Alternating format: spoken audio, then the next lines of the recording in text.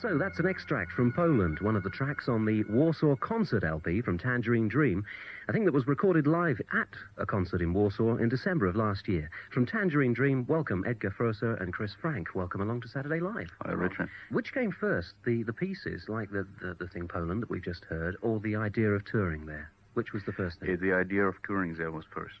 So you wrote the pieces for the performance, especially, did you? More or less. Was it difficult over there, actually, Chris? I mean, was it difficult in terms of physical conditions? Well, it had two sides, because mechanically it was very difficult because we just rushed into a big cold situation where we had minus 15 degrees centigrade and everything was just frozen. So this was very painful for everybody. But on the other side, we are very well known in this country since quite a while, and we had a very sympathetic audience. What about the political side of it over there? Was it difficult in terms of any political pressure on you? No, honestly not. I mean, politically, if you go there, the first thing you get faced with is, I mean, it was our situation. We went down to the hotel, and we came in front of a store. So a long row of people standing there, 300-400 people asking what they're doing there, what they're waiting for. And we want to buy a chocolate Santa Clauses because it was just, that's what the average sort of people, are faced with politically. I mean, apart from that, there are a lot of very difficult things going on. Everybody knows about it. How did the authorities view you? I mean, how did they see you? Is there any sort of political, subversive, Western decadence? No, honestly not. Honestly not. They were very fair and very helpful.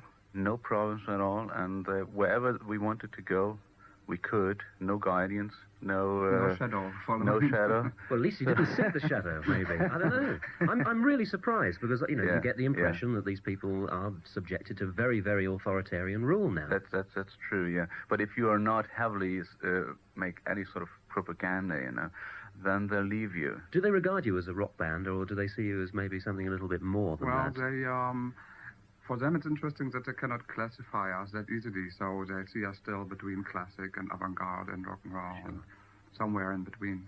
What about young bands in Poland? Are there some good new bands coming up there? There are some bands, but they're obviously very different from everything, over here, because they even can't get the hardware, But one thing that fascinated me, when I went into the hotel and switched on the radio, really, I did not know if I'm in the States or in England or somewhere else. So they got the same records there? It's the same records, a full modern radio program, a lot of good speeches. So a very complete market existing. I bet there is. All right. Okay, here's a track now that you've released as a single. It's an extract from Barbicane from the LP. This is Warsaw in the Sun. That is Tangerine Dream, and the current single from the band, that's called Warsaw in the Sun, and you can also hear that as part of the work called Barbicane on the LP, the Warsaw Concert. We're talking to Chris Franke and Edgar Froese from Tangerine Dream.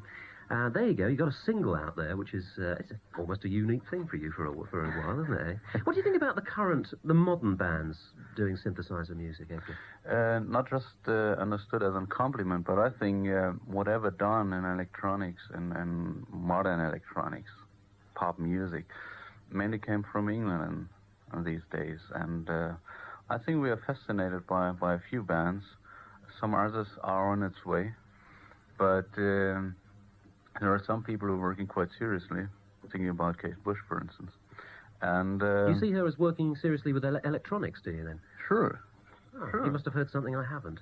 Yeah, I mean, if you listen to her Aboriginal album, I suppose you're right. Fairly well sounds on with a Fairlight, and so I think there are some other people, and I don't know why it happens in Europe.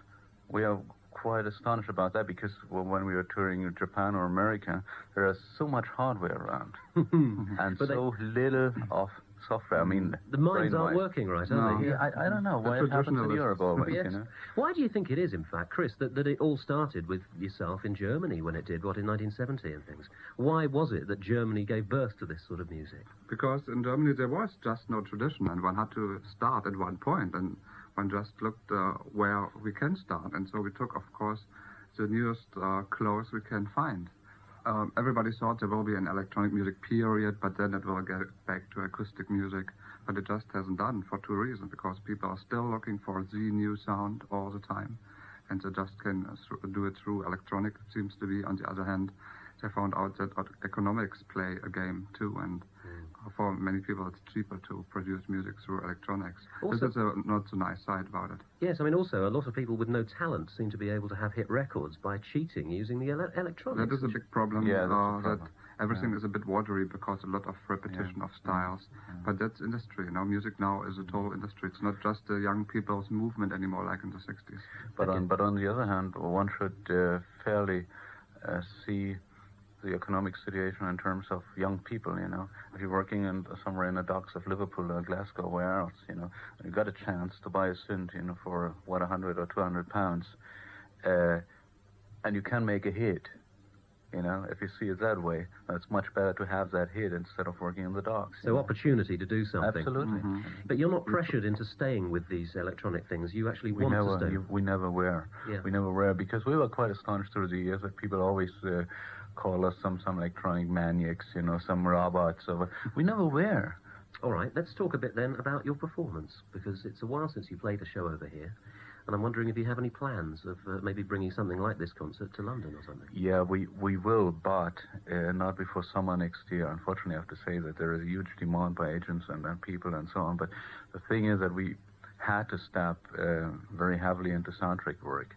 So we're doing, at the moment, 4 or 5 soundtracks. When it comes to playing your music live, how much free expression do you have, Chris, in what you're doing? Still just leave our own expression areas, because it's very important to us not to get bored by playing every day the same music in a long tour, and even playing the music from a record wasn't much satisfaction.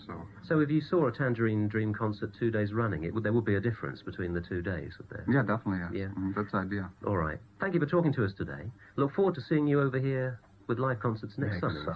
All right. We'll leave with a bit of music, an extract from the LP again. This is part of Horizon.